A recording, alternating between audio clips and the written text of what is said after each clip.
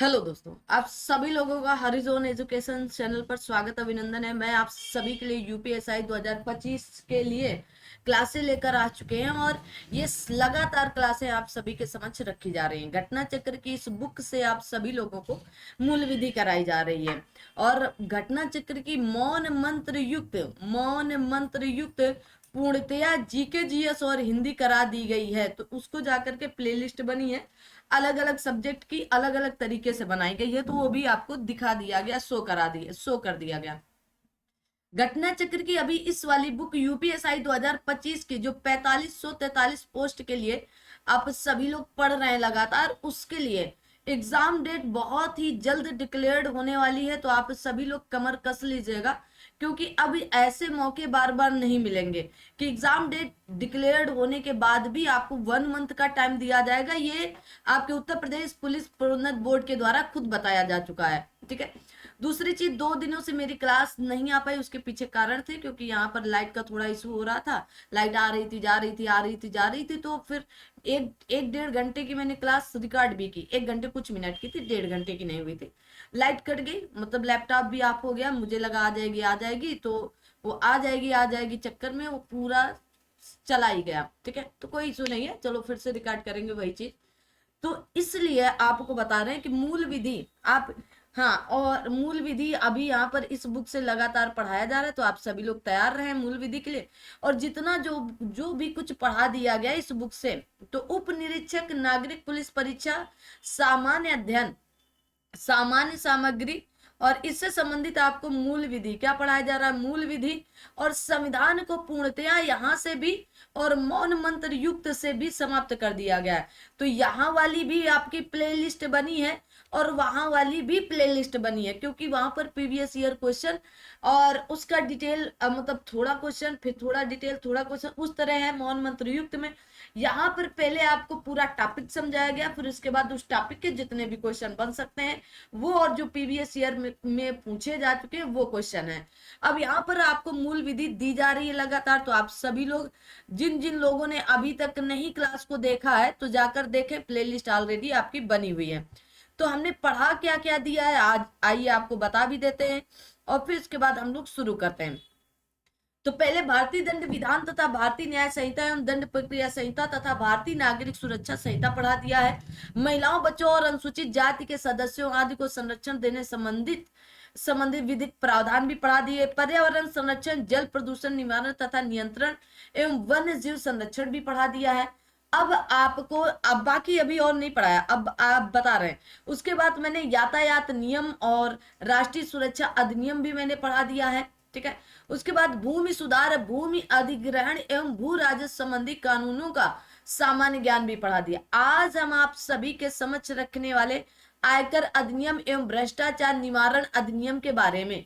तो आयकर अधिनियम 1961 में आता है, भ्रष्टाचार निवारण अधिनियम 1988 में आता है। इनके बारे में बताएंगे आज की इस क्लास में। पहले पूरी आज की एक क्लास में थ्योरी, अगर छोटी क्लास हुई, अगर 1.5 घंटे में थ्योरी समाप्त हो जाती तब तो ठीक है। अगर 1.5 घंटे से कम समय लगता है तो फिर पीवाईक्यू भी कराने का पूरा प्रयत्न करेंगे। ठीक है ना। अगर 1.5 घंटे की क्लास होगी तो फिर केवल थ्योरी कराएंगे। तो थ्योरी और पीवाईक्यू इसके और जो क्वेश्चन बन सकते हैं एमसीक्यूज, वो सारी घटना चक्र आपको उपलब्ध कराए। तो थैंक यू बोलिएगा घटना चक्र की बुक को। ठीक है ना, कि आपको इतना अच्छा कंटेंट दे रहे हैं। वो कंटेंट दे रहे हैं और मैं आपको फ्री की पूरी बुक पढ़ा रही हूँ ना, ये भी आप हमें भी थैंक यू बोल सकते हैं। कुछ बच्चों के ये कमेंट आए थे 1-2 क्लास पहले कि आप पूरा 3-3, 4-4, 5-5 घंटे की 5-6 क्लास टोटल बना दीजिएगा और समाप्त कर दीजिएगा। ठीक है, तो मेरे लिए इतना बोलना इम्पॉसिबल तो नहीं है, लेकिन हमारे लैपटॉप की इतनी कैपेसिटी भी नहीं होगी ना। तो हर एक चीज मायने रखती है कि 1.5-2 घंटे तक ही एक चीज की सीमा बना सकते हैं हम। कि एक स्टूडेंट ने कहा कि आप 5-6 घंटे की क्लास से 5-5, 6-6 घंटे की मैराथन क्लासे लीजिए और 5-6 क्लास में पूरी संविधान, पूरी मूल विधि खत्म कर दीजिएगा। तो हम कर तो वही रहे, आप भी शायद उसको पूरा नहीं ले पाएंगे फिर ना। तो आपको वही दिया जा रहा है। आप जैसे हम लोग भी महामैराथन क्लासे वगैरह पढ़ते तो थोड़ी थोड़ी करके ना 1 घंटे 1.5 घंटे पढ़ लिए, फिर शाम में वो अब बैठने पड़े तो फिर पढ़ लिए, तो आप उसी को टुकड़ों टुकड़ों में पढ़ सकते हैं, कोई दिक्कत वाली बात नहीं है, क्योंकि आपको जो भी कुछ दिया जा रहा है वो टॉपिक क्लियर करके ही दिया जा रहा है। जो टॉपिक बहुत लंबा है या बहुत लेंदी है, उसको 2 टॉपिक में या 2 क्लासों में मतलब डिवाइड करके दिया जा रहा है, लेकिन दिया पूरा दिया जा रहा है, मतलब फाइनली हम आपको दे पूरा ही रहे हैं। तो आप अगर छोटा छोटा है तो उस अकॉर्डिंग भी आप देख सकते हैं, कोई इशू नहीं होना चाहिए। बाकी आपके इसके बाद 2 ही चैप्टर बच रहे हैं, आज ये हो जाएगा, फिर मतलब ये 2 क्लासों में हो जाएगा, 2 क्लासें ये, और फिर ये बहुत लंबा क्लास मतलब, तो उसको प्रयास करेंगे कि आपका एक ही 2 3 4 घंटे में प्रयास करेंगे ना, कोशिश करने वालों की कभी हार नहीं होती, यूं ही किसी की जय जयकार नहीं होती है, ठीक है ना। तो आप लोगों ने देखा होगा कि आपके वर्ल्ड कप की जीत भी महिलाओं की, वोमेन वर्ल्ड कप में जीत हो चुकी, पहली बार भारतीय महिला वहां पर पहुंच चुकी हैं, कप उठा चुकी हैं। अब आपके अंदर भी ये साहस, ये जुनून, ये जज्बा होना चाहिए कि इस बार आपके हाथों में भी वो ट्रॉफी आए ना, जीत की ट्रॉफी आए, सरकारी नौकरी की ट्रॉफी आए, या फिर ये जरूरी नहीं होता जैसे कि सरकारी नौकरी, या फिर एक आप अच्छे मानो बने, मतलब कुछ अच्छा करिएगा ये साल समाप्त होने से पहले पहले, ठीक है, कोशिश यही करिएगा। आइए जो आज की इस क्लास को शुरू करते हैं, और आप जैसे सभी लोग जान रहे हैं कि इस क्लास में आपको बहुत ही जानदार शानदार तरीके से चीजें प्रोवाइड कराई जा रही, तो वहां से आप सभी लोग धीरे धीरे बढ़ते चलेंगे। चलिए तो अपने टॉपिक पर सीधा हम लोग चलते हैं, आयकर अधिनियम एवं भ्रष्टाचार निवारण अधिनियम के बारे में, इसके बारे में पढ़ते हैं कि यहाँ से क्वेश्चन भी आपके अच्छे खासे पूछे जाते हैं। तो सभी लोग अपनी अपनी मेज कुर्सी के साथ पेन और कॉपी लेकर बैठ जाइएगा। विदाउट पेन और कॉपी क्लासे लेना अनिवार्य नहीं है, क्योंकि अब आप कहोगे ऐसा क्यों, क्योंकि ये क्लासे ऐसी है ना कि अगर आप थोड़ा सा अपना पेन दिमाग चलाते चलोगे ना तो आपका काम हो जाएगा, ठीक है ना। एग्जाम में आपको यहाँ से क्वेश्चन दिखेंगे। आयकर अधिनियम या इनकम टैक्स एक्ट 1961 में आता है। कब आता है? 1961 में आता है आपका, ठीक है। आगे आते हैं, थोड़ा सा चेक कर लेते हैं, सब कुछ क्लियर, ओके। कहा गया आयकर अधिनियम 1 अप्रैल 1962 में लागू होता है। कब? 1 अप्रैल 1962 में। यह संपूर्ण भारत पर प्रभावी है। अधिनियम में कुल 23 अध्याय, 23 अध्याय, 298 धाराएं हैं एवं 14 अनुसूचियां हैं। कितनी अनुसूचियां? 14 अनुसूचियां हैं, ठीक है। आगे आगे कहा गया कर प्रावधान का प्राथमिक निर्वचन शाब्दिक नियम पर आधारित है। अधिनियम की धारा 2 में महत्वपूर्ण पदों की परिभाषा दी गई है। कृषि आय में कृषि भूमि से प्राप्त लगान या राजस्व, कृषि द्वारा आय, खेतिहर उपज को बाजार ले जाने योग्य बनाने वाली प्रक्रिया से प्राप्त आय या ऐसी उपज को बेचने से प्राप्त आय, लगान या राजस्व प्राप्तकर्ता के स्वामित्व या अधिभोग की भूमि या भवन से प्राप्त आय शामिल है। ये धारा आपके 2 के 1 का में शामिल की गई। कहा गया आपके निर्धारित से तात्पर्य ऐसे व्यक्ति से जिसके द्वारा कोई कर या अन्य धनराशियां संदेह है। यह धारा नंबर 2 की उपधारा 7 में बताया गया है। कहा गया आयकर अधिनियम के तहत एक हिंदू अविभाजित परिवार, एक कंपनी, व्यक्तियों, निकाय आदि को निर्धारित कहा जाता है। यह धारा नंबर 2 की उपधारा 7 में बताया गया। 2021 के पेपर में यूपीएसआई में पूछा भी ऑलरेडी जा चुका है। वह व्यक्ति जिसके द्वारा आयकर अधिनियम 1961 के तहत कोई कर या कोई अन्य राशि देय होती है, वह एक निर्धारित कहलाता है। धारा नंबर 2 की 7 बताती, कौन सी? धारा नंबर 2 का उपधारा 7 बताती है। 2021 में पूछा जा चुका है। निर्धारण वर्ष कहा गया 12 माह की वह अवधि जो प्रत्येक वर्ष 1 अप्रैल को प्रारंभ होता है। ये बात आपके धारा नंबर 2 की 9 में बताई गई है। आयकर की गणना के प्रयोजन के लिए प्रत्येक वर्ष अप्रैल के पहले दिन से शुरू होने वाले और अगले वर्ष की 31 मार्च को समाप्त होने वाली 12 महीनों की अवधि को निर्धारण वर्ष के रूप में जाना जाता है। धारा नंबर 2 की उपधारा 9 बताती है। आय पर एक वार्षिक कर, ये धारा नंबर 2 का 9 बताती है। कहा गया निर्धारण अधिकारी में सहायक आयुक्त या उपायुक्त या सहायक निदेशक या उप निदेशक या अपर आयुक्त या अपर निदेशक या संयुक्त आयुक्त या संयुक्त निदेशक या आयकर अधिकारी जिनमें धारा 120 के अधीन जारी आदेशों या निर्देशों से अधिकारिता निहित है शामिल है। तो धारा 2 के उपधारा 7 का में बताई गई ये बातें। आगे आते हैं, सभी लोग सेशन को लाइक शेयर और सब्सक्राइब भी करते चलना, अपने स्तर तक लोगों तक शेयर भी करते चलना, ठीक है। कहा गया धारा 2 की उपधारा 10 के अनुसार आयकर की औसत दर कुल आय पर कहा गया परिकलित आयकर को कुल आय से विभक्त करके निकाली जाती है। आस्ति समूह में कहा गया मूर्त आस्तियां जैसे भवन, मशीनरी, संयंत्र, फर्नीचर या अमूर्त आस्तियां जैसे व्यवहार, ज्ञान, पेटेंट, कॉपीराइट, लाइसेंस, व्यापार चिन्ह, फ्रेंचाइज या अन्य कोई कारोबारी वाणिज्य अधिकारी होते हैं। धारा नंबर 2 की उपधारा 11 में बताया गया। बही या लेखा बही में खाता, दैनिक बही, रोकड़ बही, लेखा बही और अन्य बहियां भी हैं, चाहे वो लिखित रूप में हो या आपकी या किसी कहा गया फ्लॉपी डिस्क, टेप या टेप में संग्रह डाटा के प्रिंट आउट के रूप में या आपके इलेक्ट्रोमैग्नेटिक डाटा स्टोरेज डिवाइस के किसी अन्य रूप में रखी गई हो शामिल होती है। धारा नंबर 2 की उपधारा 12 का में ये बात बताई गई है।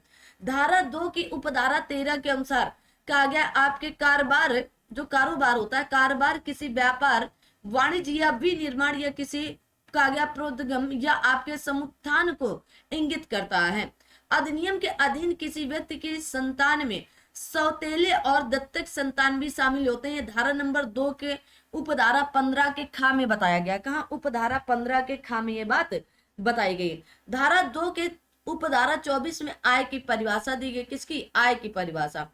आय में लाभ और अभिलाभ, लाभांश तथा आपके पूर्ति या धार्मिक प्रयोजन के लिए पूर्णतया या भागतया सृजित किसी न्यास द्वारा आय या कराधेय कोई आपके उपलब्धि या परिलब्धि या वेतन के बदले में लाभ का मूल्य, कोई भत्ता या फायदा या कोई ऐसी राशि जो धारा 41, 59, 28 के खंड 2, 3 का 4 या 5 के अधीन कर से कहा गया प्रभार्य है। लॉटरी से या किसी अन्य प्रकार के जुए या दांव से जीती हुई भविष्य निधि या अन्य किसी निधि में अभिदाय के रूप में प्राप्त कोई राशि, बीमा पॉलिसी के अधीन प्राप्त कोई धनराशि इत्यादि होती है। आयकर अधिनियम 1961 के अनुसार एक व्यक्ति की आवासीय स्थिति है निवासी और सामान्यतः निवासी लेकिन सामान्यतः निवासी नहीं तथा अनिवासी। 2000 यूपीएसआई में पूछा गया। कहा गया पूर्व वर्ष की परिभाषा धारा 3 में दी गई है। निर्धारण वर्ष से ठीक पहले का वित्तीय वर्ष पूर्व वर्ष होता है। आयकर का शुल्क आयकर अधिनियम 1961 की धारा 4 के अंतर्गत परिभाषित किया गया है।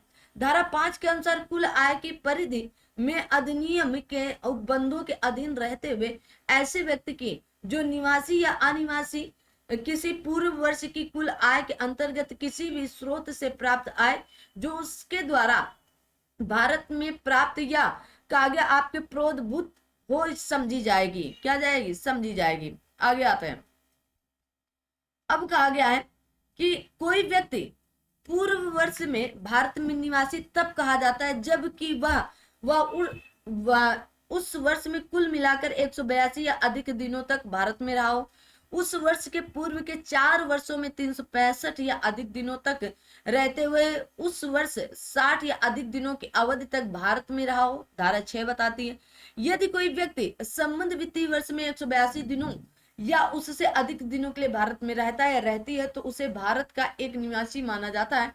धारा 6 की उपधारा 1 के का में ये बात बताई गई। 2021 में पूछा भी गया। किसी हिंदू कहा गया आपके अविभक्त कहा गया कुटुंब में फर्म या अन्य व्यक्तियों का संगम भारत का निवासी किसी पूर्व वर्ष में कहा जाएगा यदि उस वर्ष उसके कामकाज का नियंत्रण या प्रबंध संपूर्णतया भारत के बाहर स्थित रहा है। कृषि आय किसी व्यक्ति की कहा गया पूर्ववर्ती वर्ष की कुल आय संगठित करने में शामिल नहीं होती। धारा 10 बताती है कहा गया कृषि आय को आयकर अधिनियम 1961 की धारा 10(1) के अंतर्गत कराधान में से मुक्त किया गया है। 2021 में पूछा गया है। कहा गया धारा 11 के अनुसार मूर्त या धार्मिक प्रयोजनों के लिए धारित संपत्ति से आय किसी व्यक्ति की पूर्व वर्ष की कुल आय में सम्मिलित नहीं की जाएगी। कहा गया मूर्त प्रयोजन है तो संचित आय जो उस संपत्ति की कुल आय के 15% से अधिक न हो ही धारा 11 के अधीन संरक्षित है। धारा 12 कहा गया आपके अविदायों से होने वाली न्यासों या इस संस्थाओं की आय को कुल आय से विरत करने से संबंधित है। किसी न्यास या संस्था के रजिस्ट्रीकरण हेतु तो आवेदन आयुक्त के समक्ष किए जाते धारा 12 का के काम में बताया गया है। धारा 13 उन स्थितियों की विवेचना करती है जिनमें धारा 11 लागू नहीं होती है। धारा 13 का के अनुसार किसी राजनीतिक दल की आय जो गृह संपत्ति से आय या अन्य स्रोतों से आय या पूंजी अभिलाभ शीर्ष के अधीन कहा गया आपके प्रभार्य है या किसी राजनीतिक दल द्वारा किसी व्यक्ति से प्राप्त स्वैच्छिक अविदायों के रूप में आय को राजनीतिक दल की पूर्व वर्ष की कुल आय से सम्मिलित नहीं किया जाता है। निर्वाचन न्यास द्वारा स्वैच्छिक प्राप्ति को पूर्व वर्ष की कुल आय में शामिल नहीं किया जाता है। धारा 13 खा बताती है आयकर प्रभार तथा आय की संगणना हेतु आय के निम्न शीर्ष होते हैं। कहा गया वेतन, गृह संपत्ति से आय, कारोबार या कहा गया आपके वृत्तिक लाभ और अभिलाभ पूंजी अभिलाभ तथा अन्य स्रोतों से आय धारा 14 के अंतर्गत बताया गया है। कहां पर? धारा 14 के अंतर्गत। आगे आते हैं, सभी लोग सेशन को लाइक शेयर सब्सक्राइब जरूर कर दीजिएगा, ठीक है। आगे आते हैं, कहा गया आयकर अधिनियम के अंतर्गत एक व्यक्ति की आय को आय के 5 विभिन्न शीर्षों के अंतर्गत वर्गीकृत करता है। एक वेतन, पूंजीगत लाभ, गृह संपत्ति से आय, व्यवसाय अथवा पेशे से आय, अन्य स्रोतों से आय धारा 14 के अंतर्गत। 2021 में 1, 2, 3, 4 बार पूछा जा चुका है। किसमें? 2021 के यूपीएसआई में पूछा है। तो यूपीएसआई 2025 के लिए भी आप कमर कस लीजिएगा ना।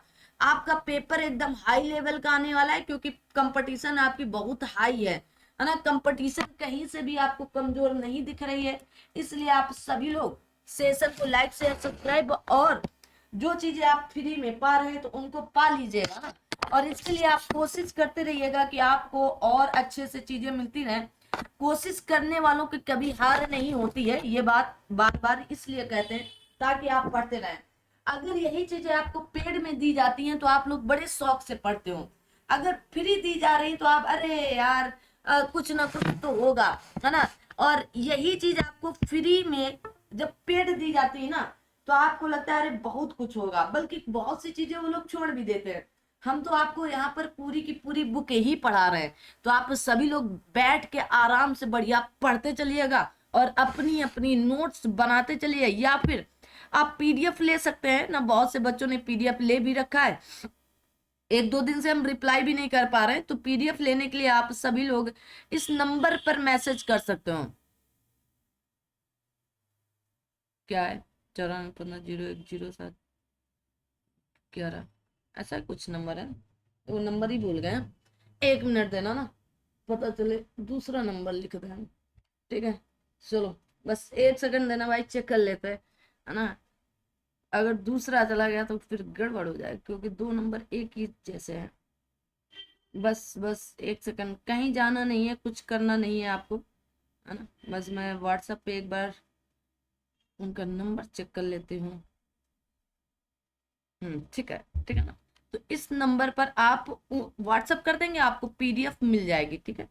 पीडीएफ मिल जाएगी, साथ में आपके यहाँ पर यूपी पीसीएस के लिए भी नोट्स दिए जा रहे हैं ना, ठीक है ना। 60 नोट्स बनाकर आप उतना पढ़ लेंगे और गारंटेड बता रहे हैं कि आपकी सफलता सुनिश्चित है, ठीक है ना।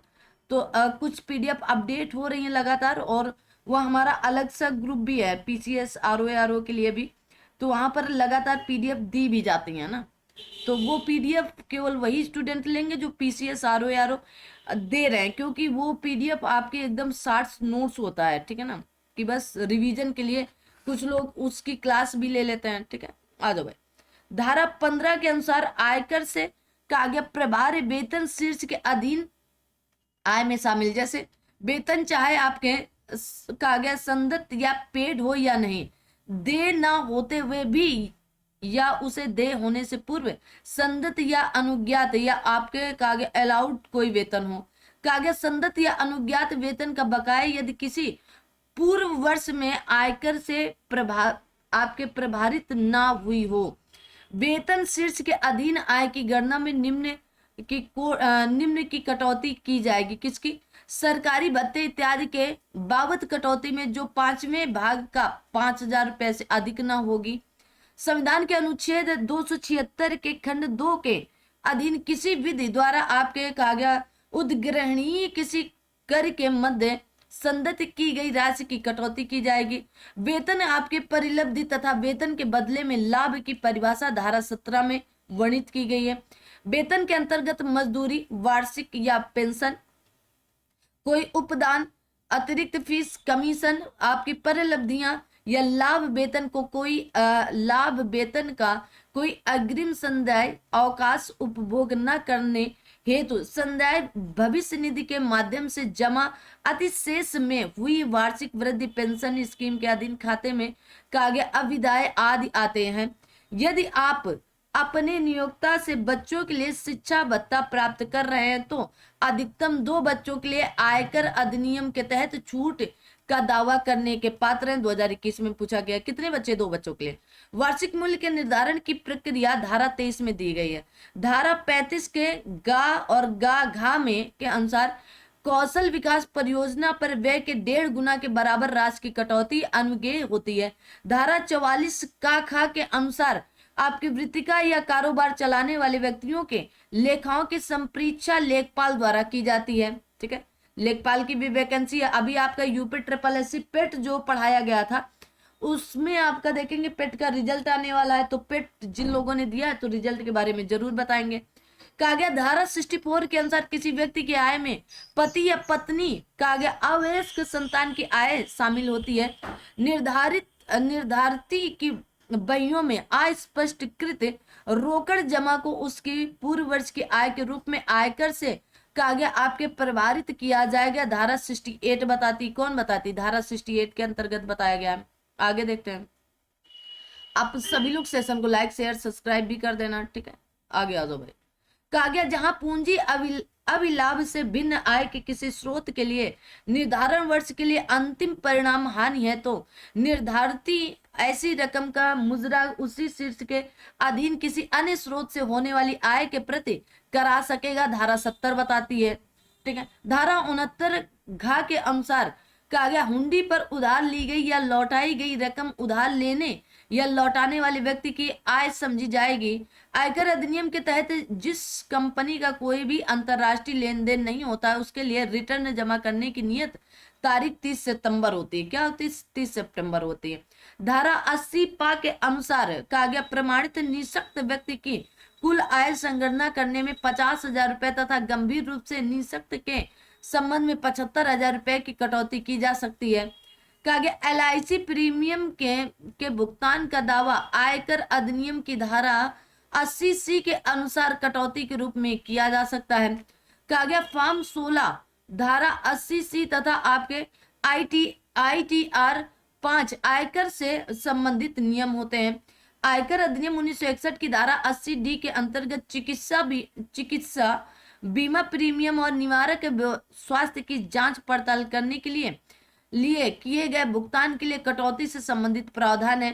केंद्र सरकार द्वारा अधिसूचित किसी स्कीम या जीवन बीमा निगम की वार्षिक योजना में निक्षिप्त या भुगतान की गई रकम की जो उस पूर्व वर्ष से 20,000 रुपए से अधिक नहीं होगी कटौती की जाएगी। धारा आपके 80 गा का में बताया गया है। आयकर अधिनियम 1961 की धारा आपके 80 के CCD के तहत, ये एक ही है, अलग अलग नहीं, CCD के तहत केंद्र सरकार के कर्मचारियों को उसकी पेंशन योजना में योगदान के संदर्भ में आयकर के निर्धारण के लिए कटौती की अनुमति होगी। आपके 2021 में SI में पूछा गया है, तो आप देख सकते हो ऐसे प्रश्न पूछे जा रहे हैं। धारा आपके 80 गा घा यह कहती है कि केंद्रीय सरकार की पेंशन स्कीम में नियोजित रकम की कटौती कर्मचारी की दशा में पूर्व वर्ष का वेतन 10% तक तथा अन्य दशा में पूर्व वर्ष उसकी सकल आय के 20% तक अनुज्ञात है। धारा 80 गागा अंगा के अनुसार जीवन बीमा प्रीमियम का स्थगित स्थगित वार्षिकी भविष्य निधि पेंशन निधि तथा केंद्रीय पेंशन स्कीम के अधीन किए किए निवेश हेतु कटौती की कुल रकम क्या होगी? कुल रकम किसी दशा में 1,50,000 से अधिक नहीं होगी। कहा गया उच्चतर शिक्षा के लिए उधार ली गई रकम पर कब्जा की बाबत कटौती धारा 80 अंगा में दी गई। कहा? धारा 80 के अंगा में। किसी व्यक्ति द्वारा दिया गया दान आयकर अधिनियम 1961 की धारा 80 जी के अंतर्गत कटौती योग्य है। ठीक है, क्या होगा? किसी भारतीय कंपनी द्वारा पूर्व वर्ष में किसी राजनीतिक दल या निर्वाचन न्यास को कागे अविधाय या गैर नगद की गई राशि की कटौती कुल आय की कागज संगणना में की जाएगी। धारा 80 के आपके छा छा खा के अंतर्गत दिया गया। भाई याद कर लो ना। ठीक है, आगे आते हैं, आगे देखते हैं। सभी लोग जो लोग चाह रहे हैं कि भाई पूरा जल्दी से जल्दी, मुझे पता है कि आप लोग क्यों चाह रहे हैं, ताकि रिवीजन कर सके ना। तो कोशिश पूरी हमारी भी यही है कि अब 2 क्लासें आप सभी के समक्ष रखी जाए। ठीक है, एक प्रैक्टिस सेट की और एक ये।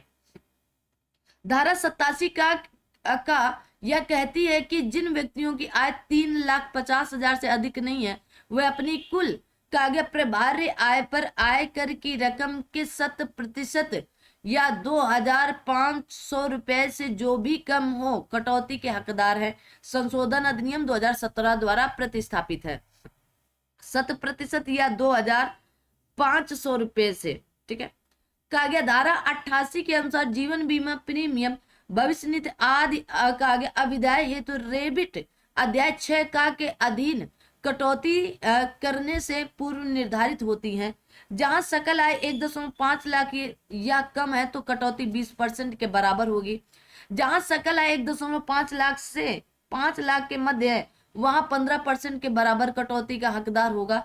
यदि सकल आय 5 लाख से अधिक है तो किसी कटौती का लाभ नहीं दिया जाएगा। आयकर अधिनियम के तहत कर स्लैब दर के अतिरिक्त किसी व्यक्ति पर प्राथमिक शिक्षा उपकर या माध्यमिक और उच्च शिक्षा उपकर लगाया जा सकता है। अध्याय 9 कागज दोहरे कराधान से राहत से संबंधित है। कौन? अध्याय 9। धारा 90 के अनुसार विदेशों या आपके विनिर्दिष्ट राज्य क्षेत्र से दोहरे कराधान कर कागज आपके उपवचन आयकर की वसूली हेतु करार केंद्रीय सरकार द्वारा किया जाएगा। आयकर अथवा आयकर पर अधिकार पूर्ण रूप से केंद्र सरकार के अधीन है, अतः केंद्र सरकार आयकर पर कर अधिकार लगाना एकत्रित और आपके कागज प्रतिधारित करता है। किसी अंतरराष्ट्रीय समव्यवहार से होने वाली आय की संगणना कागज आपके असन्निकट कीमत को ध्यान में रखते हुए की जाती है। धारा 92 बताती है कागज असन्निकट की कीमत का निर्धारण सुरक्षित बंदरगाह नियमों के अधीन की जाती है। अध्याय 10 कर के कागज परिवर्जन के संबंध में विशेष उपबंध करता है। अध्याय 10 का के सामान्य आपके परिवर्जन रोधी नियम की व्यवस्था देता है। अध्याय 115 के अणा में यह स्पष्ट करती है कि देशी कंपनियों पर आपके प्रभारी आयकर के अतिरिक्त वर्ष 2003 या पश्चात से उसके लाभांशों पर 15% की दर से अतिरिक्त कर प्रभारित किया जाएगा। धारा 15 के अणा के अधीन कर न देने वाली देशी कंपनी ऐसी कर राशि पर प्रत्येक मास या उसके भाग के लिए 1% की दर से ब्याज देने के लिए दायी होगी। धारा 115 के अणा के अधीन वितरित लाभों पर कर न देने वाली कंपनी आपके विक्रमी मानी जाती है। अध्याय 12 कागज आपके अनुषंगी फायदे पर आयकर से संबंधित होगा। आयकर प्राधिकारियों के वर्ग धारा 116 में दिए गए हैं। धारा 117 के अनुसार आयकर प्राधिकारी केंद्रीय सरकार द्वारा नियुक्त किए जाते हैं। धारा 120 के अनुसार सभी आयकर प्राधिकारी बोर्ड के निर्देशों के अधीन अपनी शक्तियों व कृत्यों का पालन करेंगे। किसमें? धारा 120 के अंतर्गत। आगे आते हैं कहा गया धारा 129 यह बताती है कि किसी पद या उत्तरवर्ती या फिर उसके या कार्यवाही को उस प्रक्रम से जारी रख सकेगा जहां पूर्वाधिकारी द्वारा छोड़ी गई थी। साक्ष्य के प्रकटीकरण, निरीक्षण, दस्तावेजों के पेश करने को विवश करने या कमीशन निकालने हेतु मुख्य आयुक्त या आयुक्त या निर्धारण अधिकारियों समाधान पैनल को सिविल कोर्ट की शक्तियां प्राप्त होती, धारा 131 बताती है। अब ऐसे प्रश्न आपसे पूछे जा सकते हैं 2025 में। धारा 136 यह कहती है कि किसी आयकर प्राधिकारी के समक्ष आयकर अधिनियम के अधीन की गई कार्यवाही भारतीय दंड संहिता की धारा 193, 228 तथा 196 के तहत न्यायिक कार्यवाही समझी जाएंगी। वेरी इंपॉर्टेंट है भाई। दंड प्रक्रिया संहिता 1973 की धारा 195 के प्रयोजनों के लिए वह सिविल न्यायालय समझा जाएगा। क्या सिविल न्यायालय समझा जाता है? कहा गया स्थायी खाता संख्यांक का उपबंध धारा 139 का में किया गया है। यह निर्धारिती के लिए पैन आयकर अधिनियम 1961 की धारा 139 ए के तहत जारी किया जाता है। आपके 2021 में पूछा जा चुका है पैन। कहा गया किन्हीं वर्ग या वर्गों के लोगों द्वारा कहा गया दस्तावेजों, विवरणी, रसीदों इत्यादि को प्रस्तुत करने से अभियुक्त देने की शक्ति बोर्ड में निहित है, धारा 139 गा बताती है। धारा 154 अधिनियम के उपबंधों के अधीन पारित की गई सूचनाओं के भूल सुधारों संशोधनों से संबंधित कौन? धारा 154। धारा 159 के अनुसार किसी निर्धारिती की मृत्यु पर उसका विधिक प्रतिनिधि किसी राष्ट्र के समुदाय के जो मृतक के जीवित रहने पर करता है कि आपके दायित्वाधीन होगा। क्या दायित्वाधीन होगा? प्रतिनिधि निर्धारिती को संदत कर उन धनों में से जो उसकी आपकी प्रतिनिधिक हैसियत में उसके कब्जे में हो या उसके पास आए, कहा गया प्रतिधारित या वसूल करने का अधिकार होता है धारा 162 के अंतर्गत। किसके? धारा 162 के अंतर्गत। धारा 163 के अनुसार किसी अनिवासी द्वारा नियोजित व्यक्ति उससे कारोबारी संबंधित रखने वाला, उससे आय प्राप्त करने वाला, उसका न्यासी या उसकी भारत में पूंजी अंतरण के माध्यम से आय प्राप्त करने वाला व्यक्ति अभिकर्ता कहा जाता है। क्या? अभिकर्ता कहा जाता है।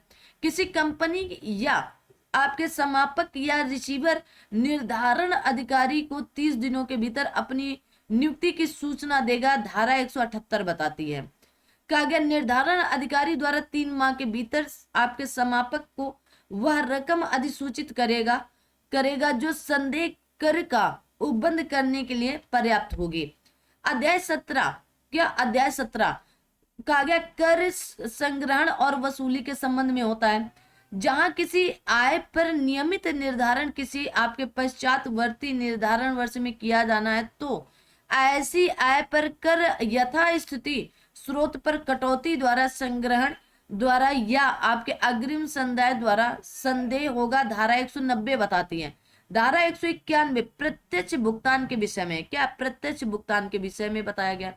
आगे आते हैं और सभी लोग थोड़ा सा सपोर्ट दिखाए ना, आप सभी लोग घटना चक्र की इस बुक को पढ़ें और सपोर्ट दिखाएं चैनल के लिए। और क्या चाहते हैं, क्या पढ़ना चाहते हैं, ये भी कमेंट कर सकते हो आप लोग ना, ठीक है ना। आ जाओ भाई। क्या आगे? आयकर अधिनियम में फॉर्म 16 एक प्रमाण पत्र है जो नियोक्ता अपने कर्मचारियों को देता है या प्रमाणित करता है कि यह नियोक्ता द्वारा कर्मचारी के वेतन से काटे गए कर की राशि प्रमाणित करता है। रिफंड के संबंध में अध्याय 19 आता है। कौन सा? अध्याय 19।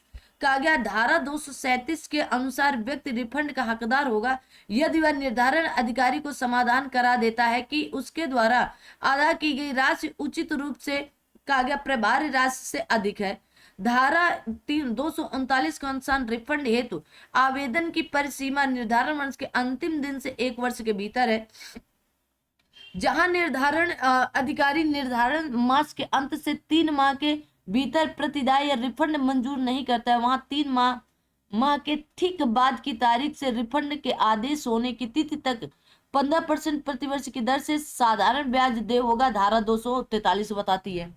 कौन बताती है? धारा 243 बताती। धारा 244 का ये कहती है, धारा 244 का ये कहती है कि जहां किसी रकम का रिफंड निर्धारित को देय हो जाता है वहां उक्त रकम के अतिरिक्त उस पर 1/2% की दर से साधारण ब्याज भी निर्धारित प्राप्त करने का अधिकारी होगा। कितना? 1/2। कागज संदेह करो के प्रति रिफंड का मुजरा धारा 245 में दिया गया है। आयकर समझौता आयोग धारा 245 खा के अधीन केंद्रीय सरकार द्वारा गठित किया जाता है। समझौता आयोग के अध्यक्ष, उपाध्यक्ष तथा सदस्य केंद्रीय सरकार द्वारा नियुक्त किए जाते हैं। उच्चतम न्यायालय को मामले का कथन धारा 257 में है। धारा 263 में राजस्व पर प्रतिकूल प्रभाव डालने वाले आदेशों का आपके पुनरीक्षण किया जाता है। धारा 263 के अधीन कहा गया आपके पुनरीक्षण की परिसीमा आदेश की तारीख से 2 वर्ष है। अन्य दशाओं में कहा गया आपके पुनरीक्षण धारा 264 के अधीन 1 वर्ष के भीतर किया जाएगा। अधिनियम के अधीन किसी सूचना या निर्देश का पालन करने में असफल रहने पर प्रत्येक असफल के लिए 10,000 रुपए आपका गया शास्त्र का संदाय किया जाएगा। कितना? 10,000। अपनी आय के या आपके अनुषंगी फाइल के विवरण को छुपाने या गलत विशिष्टियां देने वाले व्यक्ति पर ऐसी राशि की शास्ति जो आपके कहा गया उपवचन का प्रयास की जाने वाली कर राशि से कम नहीं होगी किंतु उसकी तिगुनी से अधिक नहीं होगी, धारा 271 बताती है। धारा 271 का के अधीन लेखा बहियां दस्तावेज आदि बनाए रखने या रखने की असफलता पर शायद 25,000 रुपए होगी। कितनी? 25,000 रुपए। किसी अंतरराष्ट्रीय या देशी समव्यवहार की बाबत गलत रिपोर्ट या दस्तावेज देने या बनाए रखने में असफल रहने पर कहा गया शास्त्र समव्यवहार के मूल्य के 2% के बराबर होगी। कितना? 2% के बराबर हो जाएगी। आगे आते हैं। आगे क्या कहा जा रहा है?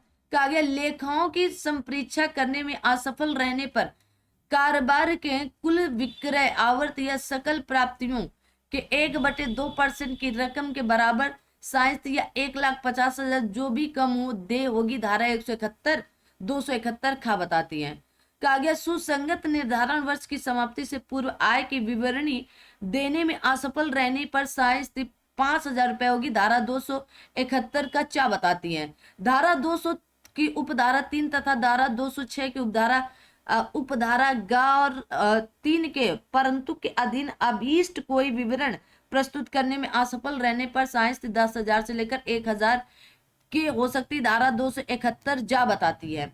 धारा 272 का के अनुसार प्रश्नों का उत्तर देने, कथन पर हस्ताक्षर करने, जानकारी का आगे आपकी विवरणियां या कथन देने, निरीक्षण की अनुज्ञा देने में असफल रहने पर प्रत्येक असफलता या व्यतिक्रम पर 10,000 रुपए की शास्ति दे है। इसका आगे शास्ति आदि घटाने या आपके अद्यतन करने की शक्ति धारा 273 का में कहा गया प्रधान आयुक्त या आयुक्त को प्राप्त होगा।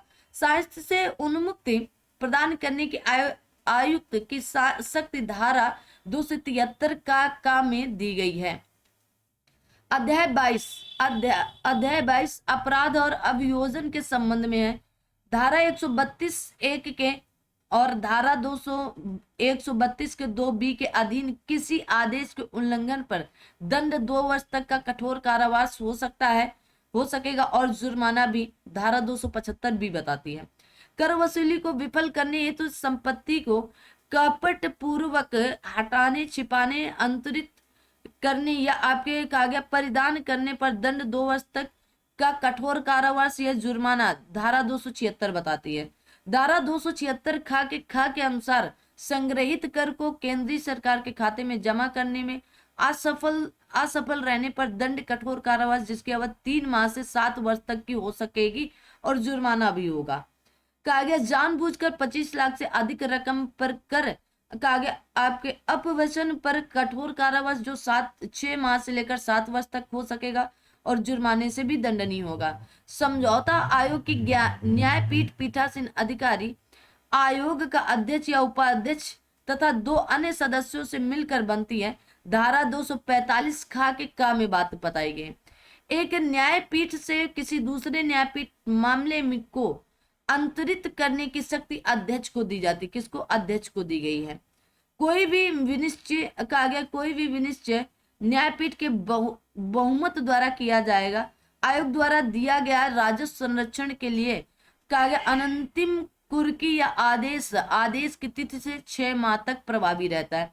समझौता आयोग की शक्तियों और प्रक्रिया धारा 245 चा में दी गई। कहा? 245 चा में दी गई। अभियोजन और साहित्य से उन्मुक्त देने की आयोग की शक्ति धारा 245 जा में उल्लिखित है। समझौता आयोग के समक्ष कार्यवाहियों के उपशमन का प्रावधान धारा 245 जा के का में दिया गया है। किसमें? जा के का में दिया गया है। आगे आते हैं। अब आगे आप देखोगे क्या करना है ना सभी लोग।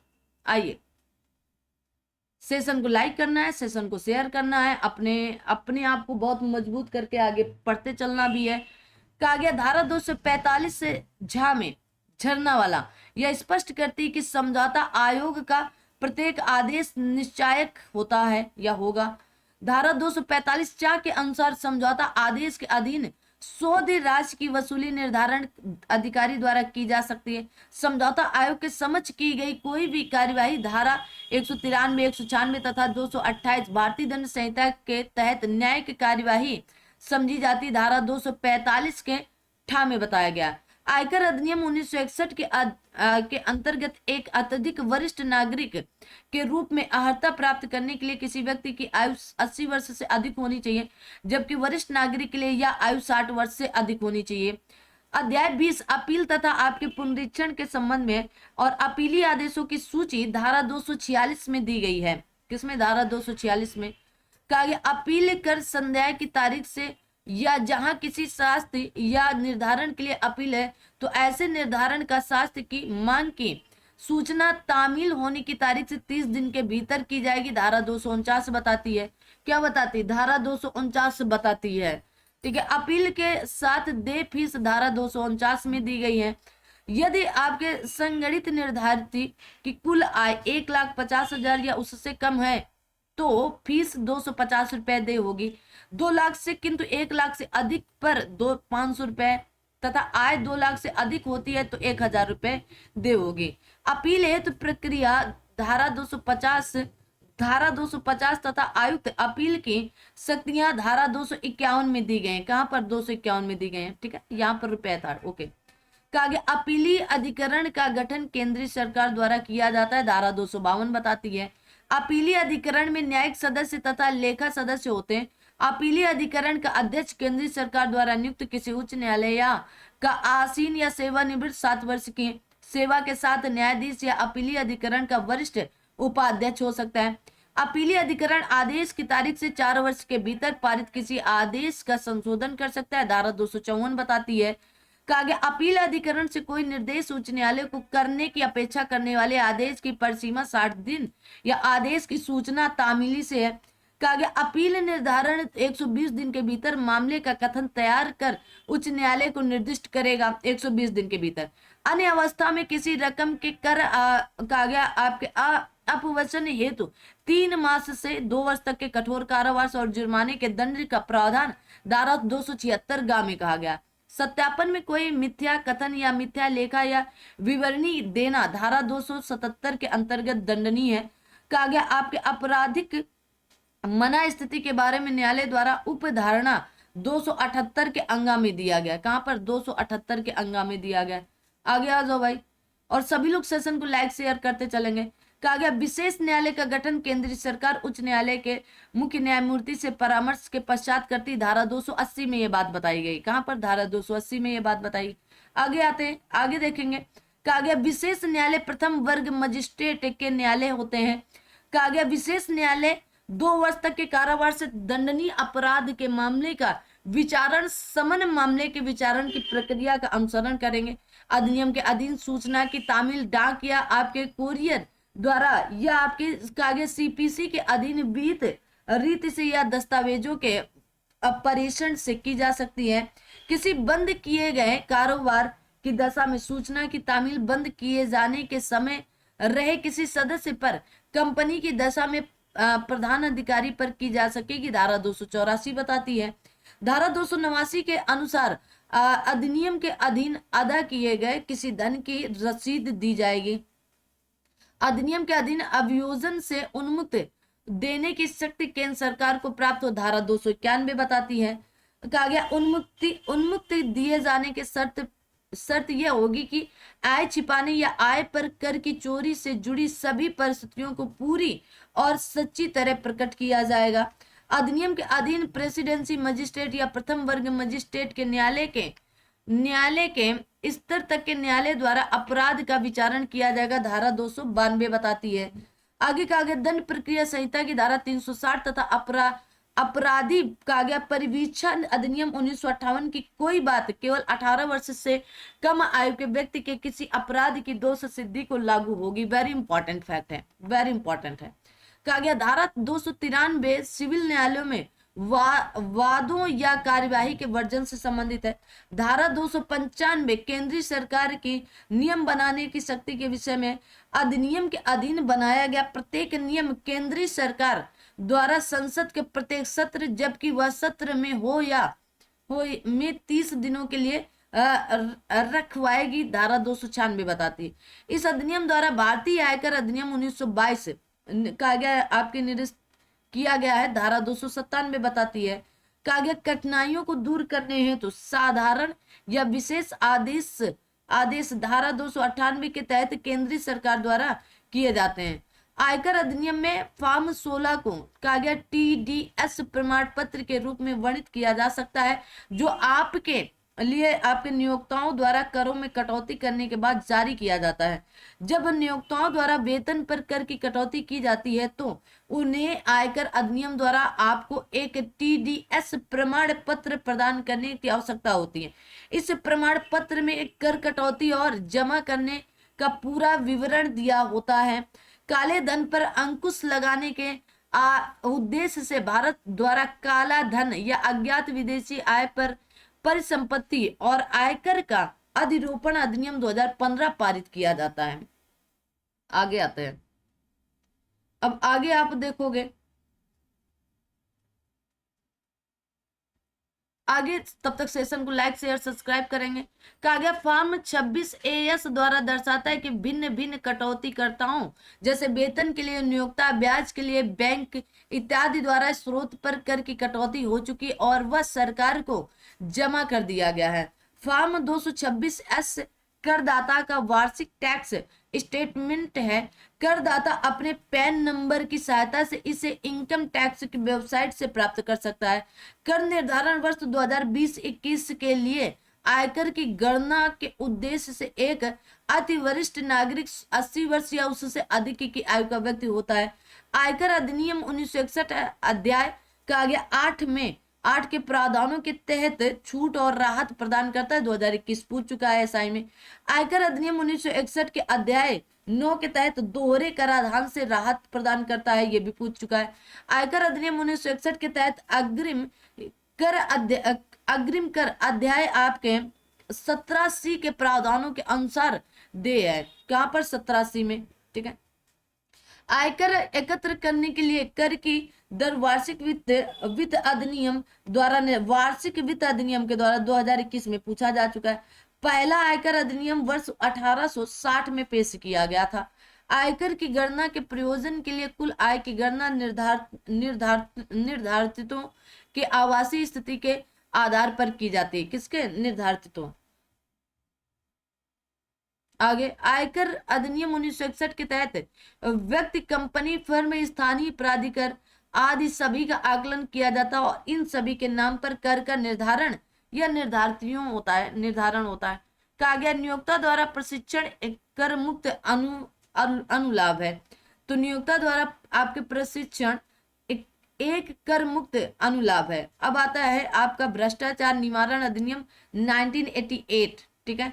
तो वेरी इंपॉर्टेंट है। तो आइए अब इसके बारे में हम लोग देखते हैं, जानते हैं। आगे आते हैं।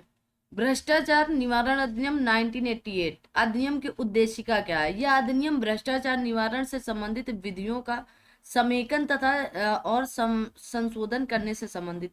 इस अधिनियम का संक्षिप्त नाम जो है भ्रष्टाचार निवारण अधिनियम 1988 है। ठीक है। यह इस अधिनियम का विस्तार संपूर्ण भारत पर है। यह भारत के बाहर भारत के समस्त नागरिकों पर भी लागू होता है। इस अधिनियम को राष्ट्रपति की स्वीकृति 9 सितंबर 1988 को प्राप्त हुई। भ्रष्टाचार निवारण अधिनियम 1988 में पारित किया गया था। ये बात 2021 में पूछी जा चुकी। हो सकता है इस बार डेट पूछ लिया जाए कि राष्ट्रपति ने कब स्वीकृति दी। हो सकता है ये पूछ लिया जाए कि भारत के बाहर के समस्त नागरिकों पर लागू है कि नहीं है, तो लागू है भाई। ठीक है, आगे आते हैं। कहा गया यह अधिनियम 12 सितंबर 1988 से प्रवर्तित अर्थात लागू हुआ। भ्रष्टाचार निवारण अधिनियम के प्रयोजन के लिए सरकार के लिए कमीशन के आधार पर कार्य करने वाला ठेकेदार लोक सेवक नहीं होता है या नहीं है। 2021 की 2 शिफ्टों में पूछा गया। धारा 2 परिभाषाएं। इस धारा में कुछ महत्वपूर्ण शब्दों एवं पदों को परिभाषित किया गया जो कुछ इस प्रकार है। तो क्या है, तो आइए देख लेते हैं। तो आप सभी लोग भी इनको देखते चले, चैनल को लाइक शेयर सब्सक्राइब भी करते चले अगर अभी तक नहीं किया है तो। चलिए आगे आते हैं। तो कहा गया धारा 2 में बता दिया गया ना। अब आता है का निर्वाचन, इलेक्शन। निर्वाचन से अभिप्राय है संसद या किसी विधानमंडल, स्थानीय प्राधिकरण या अन्य लोक प्राधिकरण के सदस्य के चयन के प्रयोजन के लिए किसी विधि के अधीन किसी भी माध्यम से कराया गया निर्वाचन। लोक कर्तव्य या पब्लिक ड्यूटी क्या है, तो कहा गया एक ऐसा कर्तव्य है जिसके निर्वहन में राज्य, जनता या समस्त समुदाय का हित होता है। लोक सेवक से निम्नलिखित व्यक्ति अभिप्रेत है। कोई व्यक्ति जो सरकार की सेवा या उसके वेतन पर है या किसी लोक कर्तव्य के पालन के लिए सरकार से फीस या कमीशन रूप में आपके पारिश्रमिक पाता है।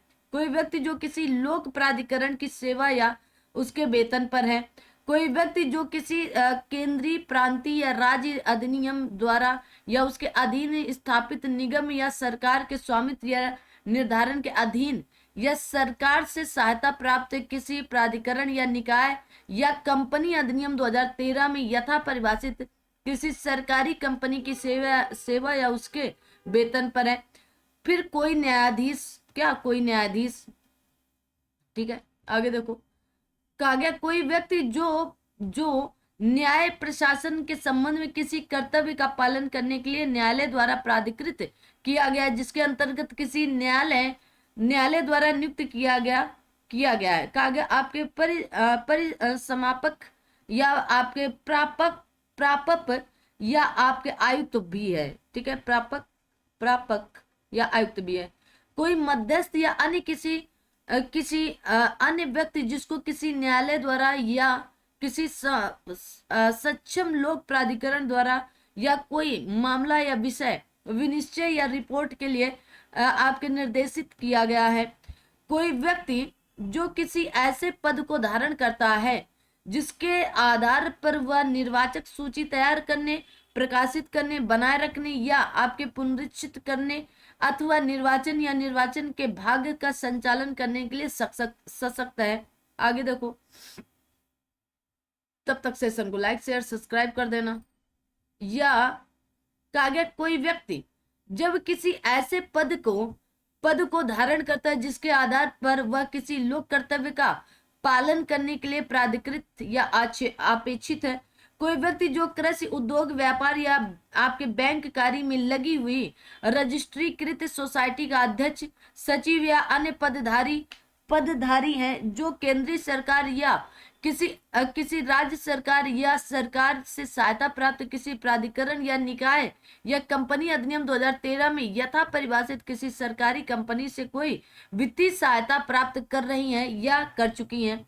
कोई व्यक्ति जो किसी सेवा आयोग या बोर्ड का, चाहे वह किसी भी नाम से ज्ञात हो, अध्यक्ष, सदस्य या कर्मचारी या ऐसे आयोग या बोर्ड की ओर से किसी परीक्षा का संचालन करने के लिए या उसके द्वारा चयन करने के लिए नियुक्त की गई किसी चयन समिति का सदस्य हो। कोई व्यक्ति जो किसी विश्वविद्यालय का कुलपति, उसके किसी शासी निकाय का सदस्य, आचार्य, उपाचार्य, प्राध्यापक या कोई अन्य शिक्षक या कर्मचारी चाहे वह किसी भी कहा गया पदाविधान से ज्ञात हो, और कोई व्यक्ति जिसकी सेवाओं का लाभ विश्वविद्यालय द्वारा या किसी अन्य लोक निकाय द्वारा परीक्षाओं के आयोजन या संचालन के संबंध में किया गया हो। कोई व्यक्ति जो किसी भी रीति में स्थापित किसी शैक्षणिक, वैज्ञानिक, सामाजिक, सांस्कृतिक या अन्य संस्था का जो केंद्रीय सरकार या राज्य सरकार या किसी स्थानीय या अन्य प्राधिकरण से वित्तीय सहायता प्राप्त कर रही है या कर चुकी है, पदधारी या कर्मचारी है। अब आगे आता है विशेष न्यायाधीशों की नियुक्ति धारा 3 के अंतर्गत होती है। कहा गया केंद्र सरकार या राज्य सरकार निम्नलिखित अपराधों के लिए विचारण के लिए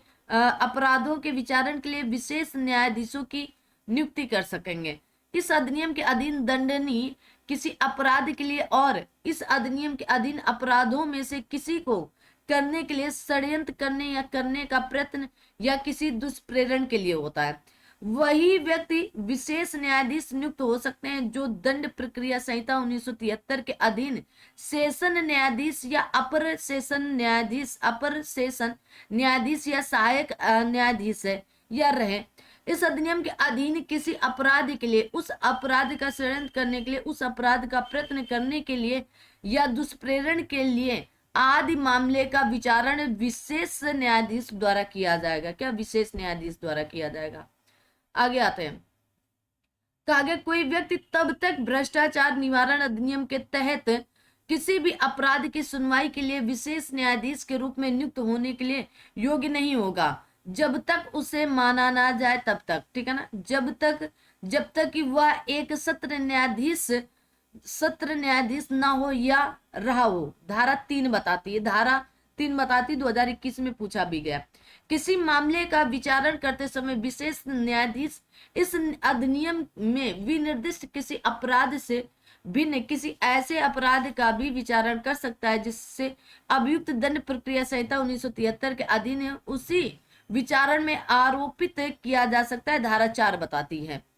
कहा गया भ्रष्टाचार निवारण अधिनियम 1988 के तहत आपके दंडनीय कोई भी अपराध केवल विशेष न्यायाधीश द्वारा विचारणी है। धारा 4 बताती है विशेष न्यायाधीश अपराध का विचारण दिन प्रतिदिन के आधार पर करेगा, किंतु प्रयास किया जाएगा कि उक्त विचारण 2 वर्ष के भीतर पूरा किया जाए। संशोधन अधिनियम 2018 द्वारा प्रतिस्थापित है। यदि विचारण 2 वर्ष में पूरा नहीं होता है तो एक बार में 6 माह बढ़ाया जाएगा, किंतु 4 वर्ष से अधिक नहीं। संशोधन अधिनियम 2018 द्वारा प्रतिस्थापित किया गया। विशेष न्यायाधीश अभियुक्त व्यक्ति के विचारण में दंड प्रक्रिया संहिता 1973 मजिस्ट्रेटों द्वारा वारंट मामलों के लिए दी हुई प्रक्रिया का अनुसरण करेगा। धारा 5 बताती है भ्रष्टाचार निरोधक अधिनियम 1988 के तहत नियुक्त विशेष न्यायाधीश दंड प्रक्रिया संहिता 1973 द्वारा निर्धारित प्रक्रिया का पालन करेगा। धारा 5 बताती है। कहा गया विशेष न्यायाधीश अभियुक्त के विचारार्थ सुपुत्र किए बिना भी संज्ञान कर सकता है। विशेष न्यायाधीश का न्यायालय सेशन न्यायालय समझा जाएगा और विशेष न्यायाधीश के समक्ष अभियोजन का संचालन करने वाला व्यक्ति लोक अभियोजक समझा जाएगा। विशेष न्यायाधीश दोष सिद्ध व्यक्ति को कोई भी दंडादेश दे सकता है जो उस अपराध के लिए विधि में प्राधिकृत है। विशेष न्यायाधीश इस अधिनियम के अधीन दंडनीय अपराध का विचारण करते समय जिला न्यायाधीश द्वारा प्रयोग सभी शक्तियों और कृत्यों का पालन करेगा या कृत्यों का प्रयोग करेगा।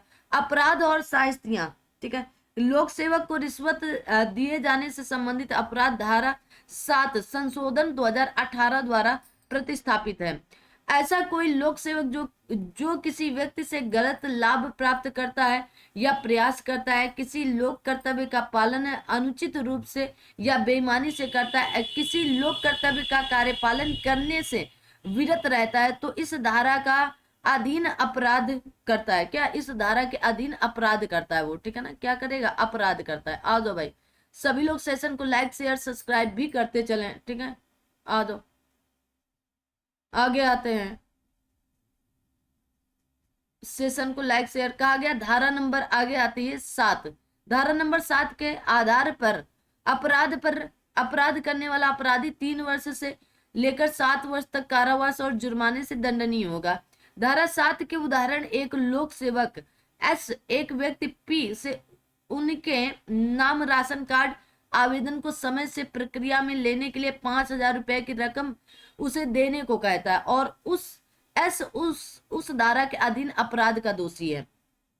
धारा 7 का के अनुसार भ्रष्ट या आपके अविधिपूर्ण साधनों या निजी प्रभाव का प्रयोग करके किसी लोक सेवक को प्रभावित करके असमयक लाभ लेने वाले अपराधी को भी कम से कम 3 वर्ष और अधिक से अधिक 7 वर्ष का कारावास और जुर्माने से दंडित किया जाएगा। एक लोक सेवक द्वारा किसी आपराधिक कार्य करने के लिए रिश्वत लेने पर सजा का प्रावधान भ्रष्टाचार निवारण अधिनियम 1988 की धारा 7 के तहत किया जाएगा। 2021 में पूछा जा चुका है। धारा 8 के अनुसार ऐसा कोई व्यक्ति जो निम्नलिखित आशय से किसी अन्य व्यक्ति को कोई असमयक लाभ देता है या देने का वचन देता है, किसी लोक सेवक को कोई लोक कर्तव्य अनुचित रूप से करने हेतु प्रेरित करने के लिए या किसी लोक सेवक को उस प्रकार की लोक कर्तव्य को अनुचित रूप से किए जाने के लिए इनाम देने हेतु, ठीक है, तो 7 वर्ष की कारावास या जुर्माना या दोनों से दंडित होगा। आपके संशोधन अधिनियम 2018 द्वारा प्रतिस्थापित है। धारा 8 का उदाहरण: कोई व्यक्ति पी लोक सेवक एस को यह सुनिश्चित कराने के लिए 10,000 की रकम देता है कि सभी बोली लगाने वालों में से उसे अनुज्ञप्ति या लाइसेंस प्रदान की जाएगी। पी इस उपधारा के अधीन अपराध का दोषी होगा। धारा 9 में किसी वाणिज्यिक संगठन द्वारा किसी लोक सेवक को रिश्वत देने से संबंधित अपराध संशोधन अधिनियम 2018 द्वारा प्रतिस्थापित है। धारा 10 में वाणिज्यिक संगठन से कहा गया भार साधक व्यक्ति के अपराध का दोषी होने पर दंड का प्रावधान दिया गया है। वाणिज्यिक संगठन के द्वारा आप देखेंगे, किसके द्वारा? वाणिज्यिक संगठन के आगे आते हैं। कहा गया वाणिज्यिक संगठन के भार साधक अधिकारी जैसे निदेशक, प्रबंधक, सचिव या अन्य अधिकारी जो दोषी पाए जाते हैं उन्हें कम से कम 3 वर्ष या और अधिक से अधिक 7 वर्ष तक का कारावास या जुर्माना से दंडित किया जाएगा। जो कोई लोक सेवक होते हैं वे अपने लिए या किसी अन्य व्यक्ति के लिए किसी व्यक्ति से या जानते हुए कि वह उस प्रकार आपके संपृक्त व्यक्ति से हितबद्ध या नातेदारी रखता है तो उससे असमयक लाभ किसी प्रतिफल के बिना प्राप्त करता है तो दोषी माना जाएगा। क्या माना जाएगा? दोषी माना जाएगा। आगे आते हैं। सभी लोग सेशन को लाइक, शेयर, सब्सक्राइब जरूर कर देना, ठीक है। आगे उपयुक्त अपराधी को न्यूनतम दंड 6 माह और अधिकतम दंड 5 वर्ष तक का कारावास और जुर्माने से भी दंडित किया जाएगा। अपराधों के दुष्प्रेरण के लिए दंड धारा 12 और जो कोई इस अधिनियम के अधीन दंडनीय किसी अपराध का दुष्प्रेरण करेगा वह कारावास से जिसकी अवधि 3 वर्ष से कम नहीं होगी किंतु जो 7 वर्ष तक की हो सकेगी और जुर्माने से भी दंडित किया जाएगा। लोक सेवक द्वारा आपराधिक अवचार धारा 13 में दिया। कोई लोक सेवक आपराधिक अवचार का अपराध करने वाला कहा जाएगा। कब कहा जाएगा? यदि वह लोक सेवक के रूप में अपने को सौंपी गई किसी संपत्ति या अपने नियंत्रणाधीन किसी संपत्ति का अपने उपयोग के लिए बेईमानी से या कपटपूर्ण आपके दुर्विनियोग करता है या किसी अन्य व्यक्ति को ऐसा करने देता है, तब यदि वह अपनी पदावधि के दौरान अवैध रूप से अपने को सासे यह समृद्ध करता है तो संशोधन अधिनियम 2018 द्वारा प्रतिस्थापित किया गया है। कहा गया जो कोई लोक सेवक आपराधिक अवचार करेगा वह न्यूनतम 4 वर्ष और अधिकतम 10 वर्ष तक के कारावास से दंडनीय और जुर्माने से भी दोषी होगा। एक लोक सेवक द्वारा किए गए आपराधिक कदाचार को भ्रष्टाचार निरोधक अधिनियम 1988 की धारा 13 के अंतर्गत कहा गया निपटाया जाता है। 2021 में पूछा भी गया। धारा 17 अन्वेषण करने के लिए प्राधिकृत व्यक्ति दंड प्रक्रिया संहिता 1973 में किसी बात के होते हुए भी निम्नलिखित पुलिस अधिकारी दिल्ली पुलिस कहा गया दिल्ली विशेष पुलिस स्थापन की दशा में पुलिस निरीक्षक करेगी। मुंबई, कलकत्ता, मद्रास और अहमदाबाद के महानगरीय क्षेत्रों में सहायक पुलिस आयुक्त होंगे और अन्यत्र कहा गया उप पुलिस अधीक्षक या आपके समतुल्य रैंक का पुलिस अधिकारी इस अधिनियम के अधीन अन्वेषण करने के लिए प्राधिकृत व्यक्ति होगा। कहा गया भ्रष्टाचार कि अपराध की विवेचना का अधिकार राजपत्रित अधिकारी को होगा। किसको होगा? राजपत्रित अधिकारी को है। आपके 2021 2011 में पूछा गया। बैंककारी बहियों की निरीक्षण की शक्ति धारा 18 के अंतर्गत बताया जा, पुलिस अधीक्षक को प्राप्त होती। किसमें? धारा 18।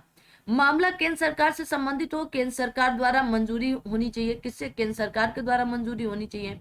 आगे आते हैं, सभी लोग सेशन को लाइक शेयर सब्सक्राइब जरूर करते चलना। आगे देखो, आगे कहा गया है कि यदि मामला राज्य सरकार से संबंधित है तो राज्य सरकार द्वारा मंजूरी होनी चाहिए। किसी अन्य व्यक्ति की दशा में उससे उसके पद से हटाने के लिए सक्षम प्राधिकारी द्वारा अभियोजन के लिए पूर्व मंजूरी का होना आवश्यक है। भ्रष्टाचार निवारण अधिनियम 1988 की धारा 19 में प्रावधान है कि रिश्वत लेने के आरोप में किसी लोक सेवक पर मुकदमा चलाने के लिए केंद्रीय सरकार, राज्य सरकार या समकक्ष या आपके सक्षम अधिकारी द्वारा पूर्व मंजूरी की आवश्यकता होती है। 2021 में 2 शिफ्टों में पूछा जा चुका है क्वेश्चन। इस अधिनियम के धारा 21 के अधीन दंडनीय अपराध से आरोपित कोई व्यक्ति का आगे प्रतिरक्षा पक्ष के लिए सक्षम साक्षी होगा और वह अपने विरुद्ध उसी विचारण में अपने साथ आरोपित किसी व्यक्ति के विरुद्ध किए गए आरोपों को साबित करने के लिए शपथ पर साक्ष्य दे सकेगा। ठीक है, क्या दे सके? साक्ष्य दे सके। भ्रष्टाचार निवारण अधिनियम 1988 की धारा 21 के तहत आरोपी व्यक्ति को अपने बचाव के लिए एक सक्षम गवाह बनाने की अनुमति भी होगी। 2021 में कितना गवाह बना सकते हो? एक गवाह बना सकते हो। अपील और आपके कागे पुनरीक्षण, अपील और आपके रिवीजन की बात कही गई है। धारा 27 में ये बात बताई गई। दंड प्रक्रिया संहिता 1973 के अधीन अपील और पुनरीक्षण में उच्च न्यायालय को जो शक्ति एवं प्रक्रिया दी गई वह उसी शक्ति एवं प्रक्रिया का प्रयोग इस अधिनियम में अपील तथा पुनरीक्षण में करेगा। मानो विशेष न्यायाधीश सेशन न्यायालय हों। उच्च न्यायालय की स्थानीय सीमाओं के भीतर मामलों का विचारण करने वाला विशेष न्यायालय सेशन न्यायालय समझा जाएगा। अब आता है भ्रष्टाचार निरोधक संशोधन अधिनियम 2018 का गया। 24 जुलाई 2018 को लोकसभा से पारित होने पर भ्रष्टाचार निरोधक संशोधन विधेयक 2018 को संसद की मंजूरी प्राप्त होती है। फिर राज्यसभा द्वारा 19 जुलाई 2018 को पारित किया जा और 26 जुलाई द्वारा राष्ट्रपति की स्वीकृति मिलती है। और इसके द्वारा कहा गया भ्रष्टाचार निवारण अधिनियम 1988 की धारा 7 को प्रतिस्थापित तथा 3 नई धाराएं 17A, 18A तथा 29A जोड़ी गई। इसके द्वारा किसी व्यक्ति द्वारा लोक सेवक को रिश्वत दिए जाने के अपराध है तो न्यूनतम 7 वर्ष और न्यूनतम 3 वर्ष और अधिकतम 7 वर्ष के कारावास या जुर्माने का उपबंध किया गया है। वेरी इंपॉर्टेंट है। अब इसके बाद आते हैं आपके प्रश्नोत्तरी। ठीक है ना, प्रश्नोत्तरी का गया परीक्षा उपयोगी प्रश्न आते हैं। तो आइए देखते हैं हम लोग। चलिए, तो ये जो आपके परीक्षा उपयोगी प्रश्न है, क्योंकि ये 50+ है लगभग, तो इसको अलग से कराते हैं ना, अलग क्लास देंगे। अगली नेक्स्ट क्लास जो होगी वो इसी की केवल होगी प्रश्नों की ना, जो आपके PYQ हैं, जो आपके MCQs बन सक रहे हैं। तो आप सभी लोग सेशन को लाइक शेयर सब्सक्राइब कर दीजिएगा। टेलीग्राम चैनल को भी ज्वाइन कर लीजिए। क्लास कैसी लगती है इसके बारे में भी आप सभी लोग बताया करें ना। तो फिर मिलेंगे बड़ी ही दृढ़ता के साथ अगली क्लास में। तब तक आप लोग अपना ध्यान रखें। थैंक